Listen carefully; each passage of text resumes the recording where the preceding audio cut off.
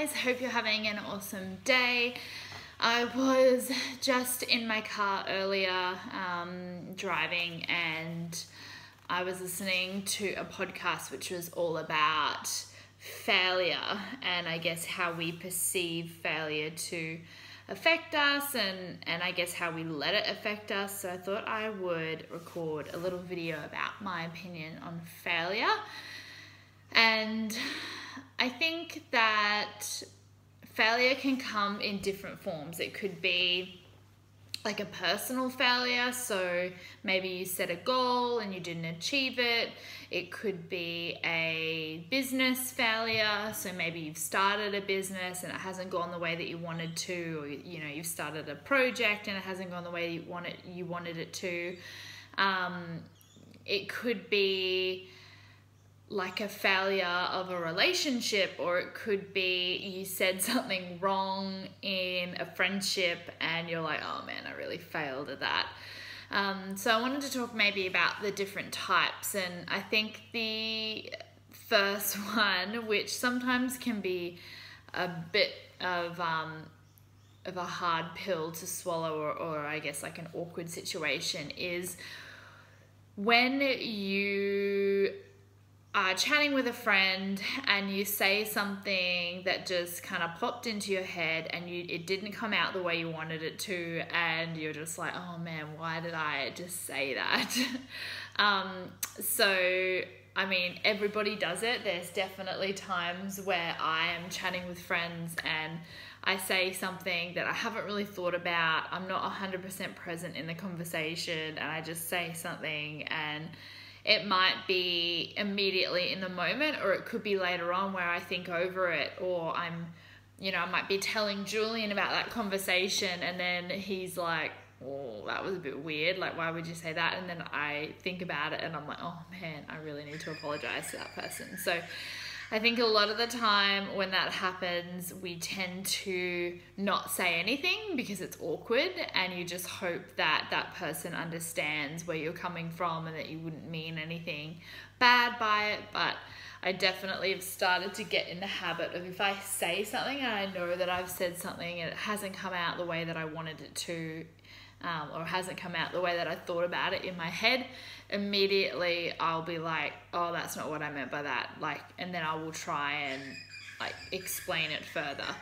And yeah, it's always an awkward thing, but I feel like that's so much better than just letting it go and potentially having that person leaving being like, well, that was a bit weird that she said that. So yeah, that's the first one. The second one is like a personal failure. So say you set yourself a health goal. So I mean, we're coming into Christmas now, so I mean, a lot of people are thinking about losing a little bit of weight. It will be summer here soon in Queensland, in Brisbane, so a lot of people are really starting to exercise more and eat better and all that sort of stuff. So all these goals are popping up with people are wanting to get back into shape after winter. So it's so, and I mean, I don't know about you guys, so comment if you feel like this. I think a lot of women especially will feel like they're constantly thinking about like their health or their weight or how they look. And I was thinking about it the other day about how much I actually think about that. Like, how much of my energy is consumed by thinking about working out, thinking about what I'm eating, thinking about what I shouldn't be eating, or even just feeling guilty about having something that I shouldn't be eating. And I'm like, fuck, imagine how freeing it would be to just not worry about that. And, I guess this could just, really depend on your values and what you value, and health is a big value of mine. So I do think about that quite a bit. But, it's easy to beat ourselves up if, say, we set a goal and we don't achieve it, and then we think that we failed, and then we're just on this never-ending loop of setting a goal that maybe is a bit further ahead and not achieving it, so we feel like we've failed.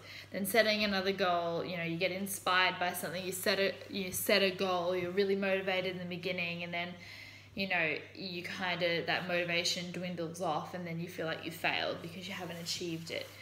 So this is an interesting one, and I'd love to, I guess, create a conversation about it in the comments. But yeah, how do you guys deal with that? Is that something that you think about often? For me, I try and mentally think about, especially like a health goal, as it's a never-ending thing. Like, you're always just wanting to make good choices because it makes your body feel good, rather than always being like in a challenge, or always like trying to strive for that next weight loss or fat loss or muscle gain, like whatever your goal is. So yeah, comment below, let me know. And then the last one is, I guess, a career, I guess, failure, and how we perceive that. And for me personally, I was involved in network marketing for 5 years and recently stopped that. Well, actually it was about a year ago now, feels recently. But for a long time I saw that as, oh, I failed, like, giving it up, like I failed.